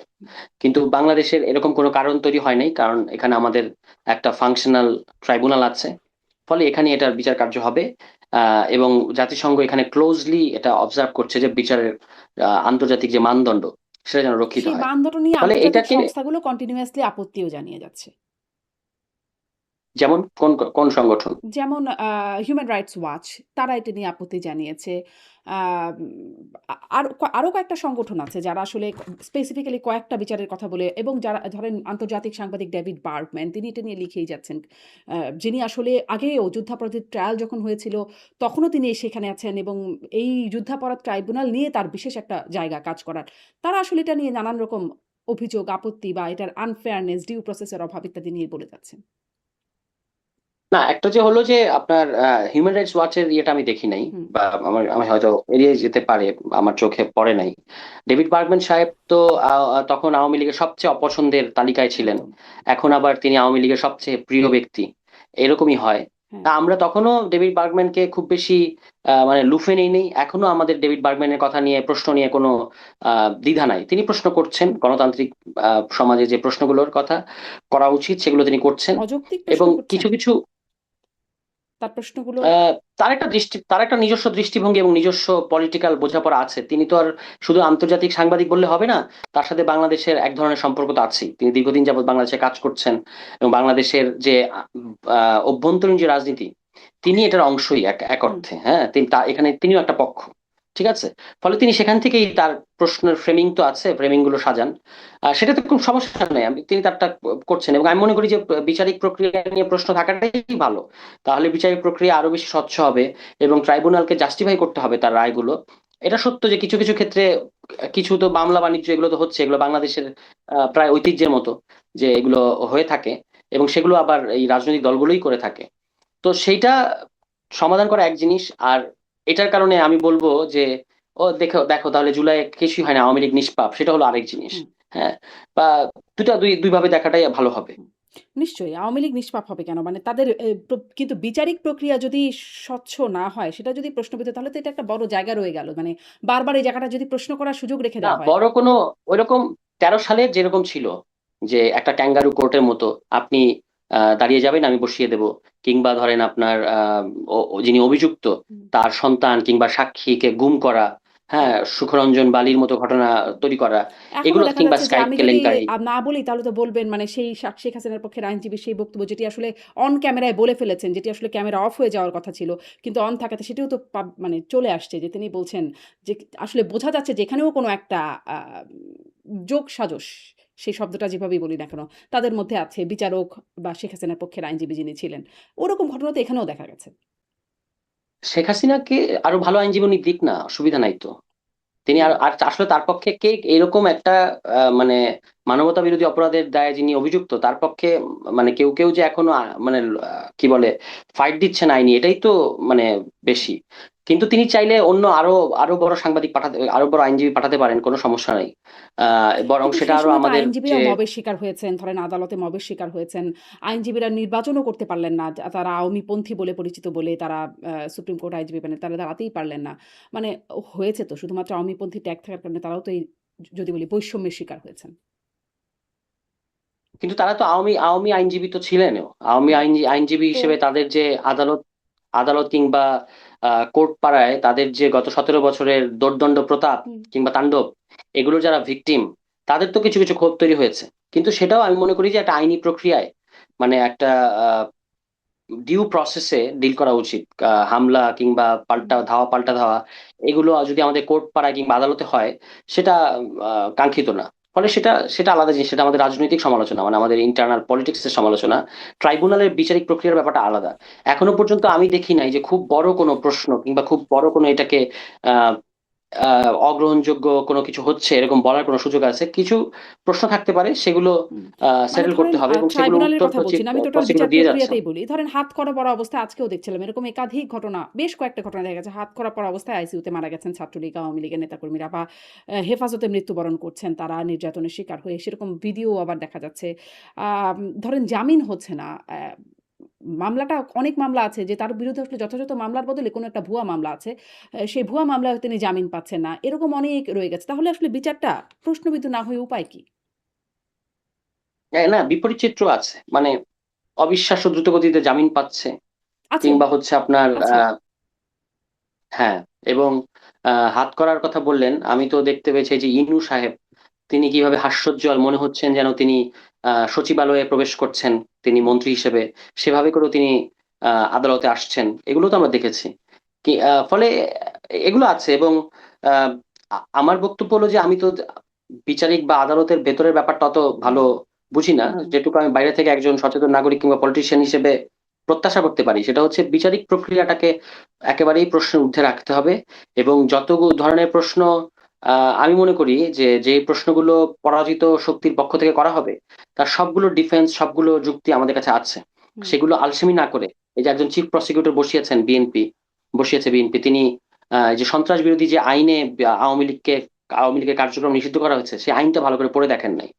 এবং তিনি বলছেন যে শেখ হাসিনার বক্তব্য প্রচার করা যাবে যদি সেটা বিদ্বেষমূলক না হয়। কিন্তু ওই যে আইনে তাকে আওয়ামী লীগকে নিষিদ্ধ করা হয়েছে, সেখানে পরিষ্কার নির্দেশনা দেওয়া আছে কোন ধরনের বক্তব্য আপনি প্রচার করতে পারবেন না।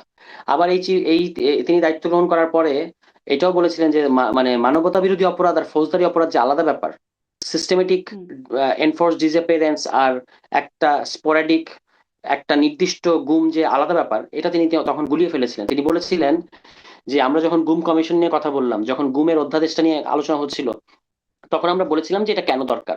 তখন তারা বলেছিলেন না, এটা দরকার হবে না, কারণ ওই যে আইসিটি আইনটা, যেটা এই আইনের মধ্যে এটা কভার করা সম্ভব।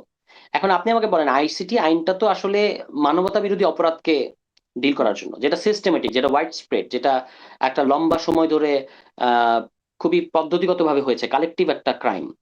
আপনি যদি আজকে যদি বাংলাদেশে কোনো একজন অতি উৎসাহী পুলিশ কিংবা কোনো একজন অতি উৎসাহী আইন শৃঙ্খলা বাহিনীর, অন্য যে কোনো বাহিনীর লোক যদি একটা লোককে গুম করে, যেটা আসলে সরকারি সিদ্ধান্ত না, একটা বিচ্ছিন্ন নির্দিষ্ট স্পোরাডিক একটা যদি গুম হয়, এটার বিচার আপনি কিভাবে ওই আইসিটি আইনে করবেন?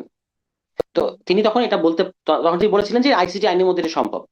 একইভাবে ওই যে আহ, অন্তর্বর্তী সরকারে বিএনপির গুপ্ত এজেন্ট হিসেবে যিনি ছিলেন অ্যাটর্নি জেনারেল, এখন যিনি আইনমন্ত্রী, তিনিও কিন্তু একই কথা বলেছিলেন যে এই এই আইনেই সম্ভব, আইসিটি আইনেই সম্ভব। তো এরা দেখেন 30-35 বছর ধরে নাকি আমাদেরও জন্মের আগে থেকে নাকি তারা আইন প্র্যাকটিস করেন, কিন্তু তাদের আইন সম্পর্কে এই হলো বোঝাপড়া।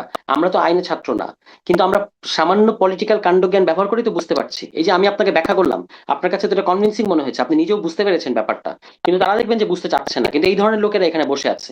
তো এই ধরনের লোকেরা যখন বসে থাকে, তখন তো আপনার আহ যেটা আসলে দরকার নাই সেরকম বিড়ম্বনাও তৈরি হতে পারে, সেরকম হচ্ছে কিনা সেটা খতিয়ে দেখা দরকার। এবং আমরা সবসময় যেটা বলেছি যে যোগ্য লোক বসান আপনি সব জায়গায়, কিন্তু বিএনপি তো যোগ্য লোক বসাচ্ছে না। তাদের এই যে রাষ্ট্রীয় প্রতিষ্ঠানগুলো, বিভিন্ন সাংবিধানিক প্রতিষ্ঠান, সংবিধিবদ্ধ প্রতিষ্ঠান, রাষ্ট্রীয় প্রতিষ্ঠান, এগুলো হয়ে গেছে তাদের পুনর্বাসন কেন্দ্র। হুম। তাদের যে যাদেরকে তারা মনোনয়ন দিতে পারে নাই, কিংবা যারা নির্বাচনে হেরেছে তাদেরকে এখানে আবার পুনর্বাসন করা হচ্ছে। আমি এবার পদযাত্রায়, জুলাই পদযাত্রায় চুয়াডাঙ্গায় গেলাম, মানে অনেকগুলো জেলায় গেছি, যেমন চুয়াডাঙ্গাও গেছি। সেখানে গিয়ে আমি হতবাক হয়ে শুনলাম যে সেখানে বিএনপির যে নেতা, মানে যে প্রার্থী 60,000 ভোটে, 60,000 ভোটের ব্যবধানে যিনি হেরেছেন, তাকে জেলা পরিষদ প্রশাসক বানানো হয়েছে। অর্থাৎ যাকে জনগণ প্রত্যাখ্যান করেছে, আপনি তাকে আবার পাবলিক অফিসে বসিয়েছেন। তো এটা হলো বিএনপির জনপ্রতিনিধিত্বমূলক যে ব্যবস্থা। আমাদের গণতান্ত্রিক ব্যবস্থাটা তো জনপ্রতিনিধিত্বমূলক ব্যবস্থা।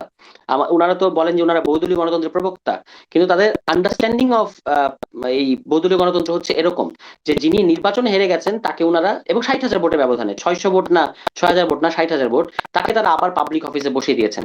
তো তারা সম্ভবত মনে করেন যে এগুলো তাদের দলীয় সম্পত্তি কিংবা পুনর্বাসন কেন্দ্র, তা এখানে তারা বসাচ্ছেন, এবং যাকে মনোনয়ন সামনে দিতে আসলে পারেন নাই। রাষ্ট্রপতির নিয়োগ আছে, একটু একটু কয়েকটা জায়গায় সুনির্দিষ্টভাবে আসি। রাষ্ট্রপতির নিয়োগের তফসিল ঘোষিত হয়েছে, নির্বাচনের তফসিল ঘোষিত হয়েছে, নির্বাচন কমিশন ঘোষণা করেছে। ডক্টর ইউনূসের নামও শোনা যাচ্ছে, আর মির্জা ফখরুল ইসলামের নামও শোনা যাচ্ছে খুব জোরে সোরে। আরো হয়তো কিছু কিছু নাম আছে। আপনাদের কোনো প্রেফারেন্স আছে? দেখুন, আমি একটা একেবারেই ব্যক্তিগত মতামত দিই, এটার সাথে আমার দলের কোনো সম্পর্ক নাই, মানে এটা নিয়ে আমাদের দলীয় ফোরামে কোনো আলোচনা হয় নাই। কিন্তু রাজনীতি করার বাইরে একজন অবজারভার হিসেবে আহ এটা আমার মন্তব্য। বিএনপি যদি একটা পরিণত কিংবা ম্যাচিউর দল হতো, তাহলে তারা ডক্টর মোহাম্মদ ইউনূসকে রাষ্ট্রপতি বানাতো। হুম, কিন্তু বিএনপির সেই রাজনৈতিক প্রজ্ঞা নাই। হুম। কারণ হচ্ছে, আমি কেন এটা বললাম, এই মুহূর্তে ইন্টারন্যাশনাল যে সিনারিও সারা পৃথিবীতে, এটা ডিল করার মতো একজন মাত্র ব্যক্তি বাংলাদেশে আছেন, যিনি হচ্ছেন ডক্টর মোহাম্মদ ইউনূস। ঠিক আছে, এমনকি খলিলও তার কাছে, রজার খলিল যাকে বলা হচ্ছে যে পররাষ্ট্রমন্ত্রী, তিনিও তার ধারে কাছেও ঘেঁষতে পারবেন না। তো কিন্তু যে ধরনের চ্যালেঞ্জ গুলো বিএনপি কে ফেস করতে হচ্ছে এবং হবে, যে ধরনের জটিল ভূরাজনৈতিক পরিস্থিতি তৈরি হয়েছে এবং হবে, সেগুলো মোকাবেলা করার জন্য বিএনপিতে তো আমি একটা লোক ডক্টর দেখি মোহাম্মদ না, ইউনূস কি এমন একটা লোক মানে না। চ্যালেঞ্জ মোকাবেলা করার নজির স্থাপন করেছেন যে তাকেই, তিনিই একমাত্র choice? অনেক সময় বলে না যে চেহারাই কাফি, হুম। আমরা কিন্তু এটা বলি আর কি, চেহারাই কাফি মানে চেহারাই যথেষ্ট। তো তার সেই আন্তর্জাতিক এক্সপোজার এবং আন্তর্জাতিক মানে ক্যালিবার, গ্রহণযোগ্যতা আছে, যেটা বিএনপি সরকারের জন্য কিন্তু একটা আমার বিরাট প্রশ্ন অ্যাসেট হচ্ছে, হতে পারত। গ্রহণযোগ্যতা দিয়ে কি করলেন তিনি? তার হাতেও তো একটা সময়, 18 মাসের একটা সময় ছিল। অনেক আন্তর্জাতিক কিছু করেছেন। গ্রহণযোগ্যতা দিয়ে ভারতের সাথে সম্পর্ক, সে জায়গাটাও মানে খুব কিছু হলো না।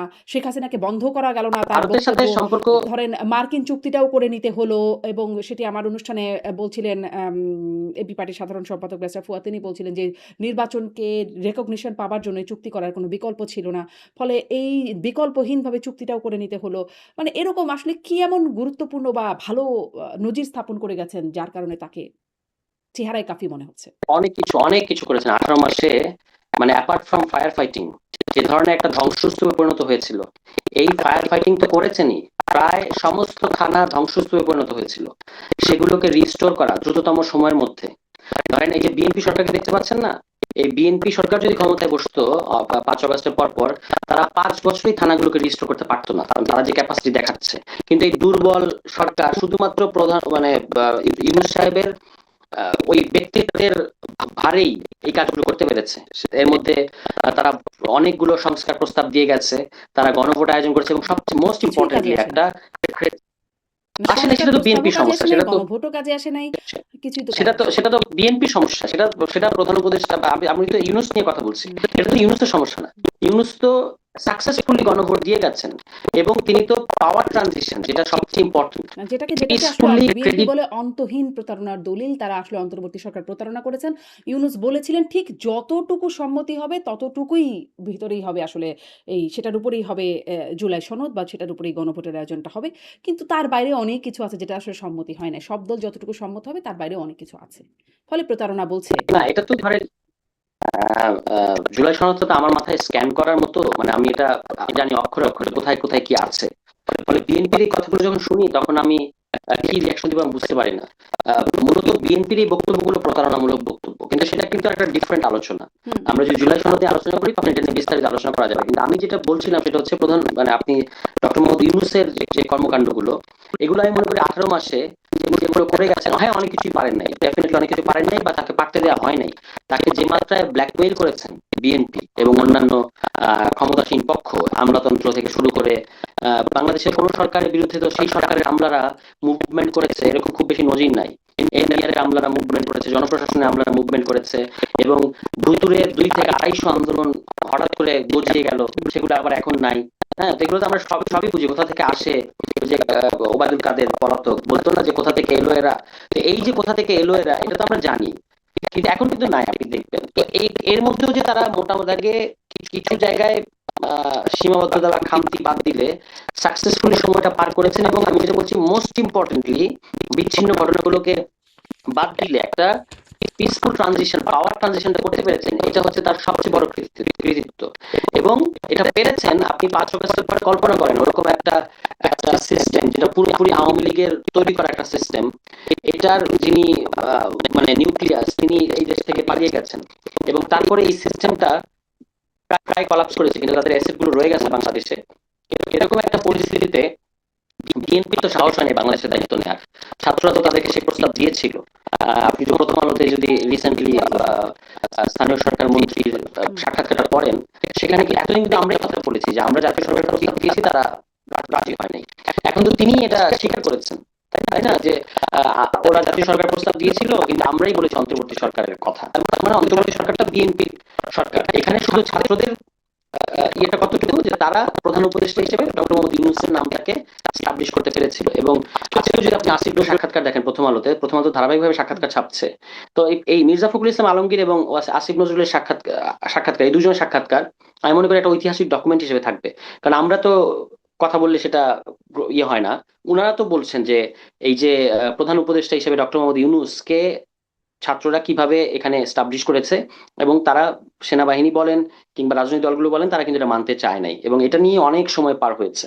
তো আহ, এটাই মানে অন্তর্বর্তী সরকারটা হচ্ছে একটা বিএনপির প্রজেক্ট। হ্যাঁ, ছাত্ররা এখানে ছিল, এবং আপনার যেটা আমি যে কারণে আমি বলছিলাম যে এই 5 তারিখের পরে এই ওইরকম একটা ভঙ্গুর অর্থনীতি, ওরকম একটা ভঙ্গুর আইন শৃঙ্খলা পরিস্থিতি, ওরকম একটা ভঙ্গুর দেশ, এটার দায়িত্ব তো জনাব তারেক রহমান কিংবা বিএনপি নিতে চায় নাই। বিএনপি তো এই যে 1.5 বছরে তাদেরকে যে মোটামুটি একটা গোছানো জায়গায় দিয়ে গেল, এই রাষ্ট্রই চালাতে পারছে না। এই সমস্ত কারণে আমি বলছি, আমরা তো রাষ্ট্রপতি প্রসঙ্গে ছিলাম, যে বিএনপি যদি একটা প্রজ্ঞাবান দল হতো তাহলে তারা তাকেই বেছে নিত, কিন্তু তারা সেটা করবে না। করবে না কেন? কারণ তাদের দলের মধ্যে তৃণমূলে যেমন খাই খাই আছে, যেটা তাদের দলের এমপি স্বীকার করছেন, আবার তাদের দলের উচ্চ পর্যায়ে কে মহাসচিব হবেন, কে শেষ বয়সে রাষ্ট্রপতি হবেন, এগুলো নিয়েও প্রতিযোগিতা আছে, কে আপনারা কি কোনো স্পিকারটা আভাস হবেন। পেয়েছেন যে আপনার তো মানে আপনি বলছেন যে বিএনপি ম্যাচিউরড হলে ডক্টর ইউনূসকে রাষ্ট্রপতি বানাতে হবে। এখন বিএনপি সেই ম্যাচুরিটি আছে বলে আপনার মনে হচ্ছে কিনা? আর আপনার কাছে কি না, মনে হয় নাই। কোনো মানে আপনার কাছে কোনো ধারণা পেয়েছেন কিনা বা আলোচনা শুনেছেন কিনা কে হবেন না, রাষ্ট্রপতি? আমরা যতটুকু বুঝতে পারছি মির্জা ফখরুল ইসলাম আলমগীর তিনি রাষ্ট্রপতি হবেন। এবং এটা আমি কিন্তু তাকে মনে করছি না যে তিনি অযোগ্য বা এরকম কিছু, এটা আমার বলার উদ্দেশ্য ছিল না। হুম। আহ, সেটা যেন আমার ভুল ভুল বোঝাবুঝি না হয়। আমি তাকে অত্যন্ত রেসপেক্ট করি, তিনি একজন ডিসেন্ট পলিটিশিয়ান, বর্ষিয়ান রাজনীতিবিদ।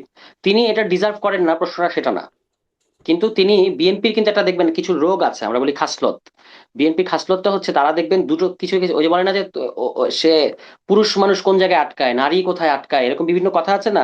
বিএনপি কোথায় আটকায় এটা আপনাকে চিন্তা করতে হবে। বিএনপি আটকায় রাষ্ট্রপতি এবং সেনা প্রধান বসানোর ক্ষেত্রে ঐতিহাসিকভাবে। হুম। তারা দেখবেন যে আব্দুস সাত্তার সাহেবকে, একজন 80 বছরের বৃদ্ধ, তাকে রাষ্ট্রপতি বানানোর জন্য আপনার উপরাষ্ট্রপতি পদ থেকে তিনি যেন রাষ্ট্রপতি হতে পারেন, সেজন্য সংবিধান সংশোধন করেছেন। আপনি একবার চিন্তা করে দেখেন দি অ্যামাউন্ট অফ মানে স্টুপিডিটি, যে একজন 80 ও 80 প্লাস বয়সের একজন মানুষ, যিনি উপরাষ্ট্রপতি, মানে অর্থাৎ যখন জিয়াউর রহমান সাহেব যখন শহীদ হলেন, তখন তো রাষ্ট্রপতি পদটা তার মানে খালি হলো, এখন সেখানে নির্বাচন দিতে হবে।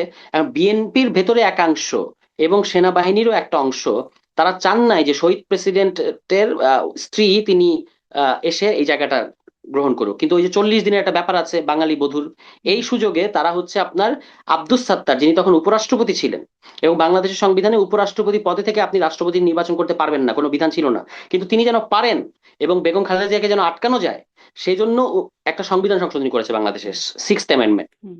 এই হলো ৮০ তাদের বছরের বৃদ্ধের কথা আন্ডারস্ট্যান্ডিং অফ বলছেন, এখন পলিটিক্স। ৮৬ বছরের বৃদ্ধ বা আরো বেশি হয়তো হয়ে যাবেন ডক্টর ইউনূস বলি থাকলে। বলি আমি বলি আমি বলি মানে বৃদ্ধ এটা হলো ছাড়া তাদের গতি নেই। Understanding of hmm. Politics and constitution, যে এই একজন ব্যক্তিকে এটা এক জায়গায় বসানোর জন্য তারা সংবিধান সংশোধন করে ফেলেছে। আর এখন যখন আমরা গণ অভ্যুত্থানে পরে বললাম যে সংবিধান পরিবর্তন করা দরকার, তখন তারা এটাতে দেখবে একেবারে ছ্যাঁত করে উঠলো যে না, করা যাবে না ইত্যাদি। তো এই যে রাষ্ট্রপতির এটা একটা, তারপর বি চৌধুরী, যে যিনি দলের প্রতিষ্ঠাতা মহাসচিব, তাকে তো আপনি দেখেছেন, আপনার মনে আছে যে কিভাবে প্রায় অপমান করে বাধ্য হয়ে তাকে রাষ্ট্রপতি পদ থেকে ইস্তফা দিতে হয়েছিল।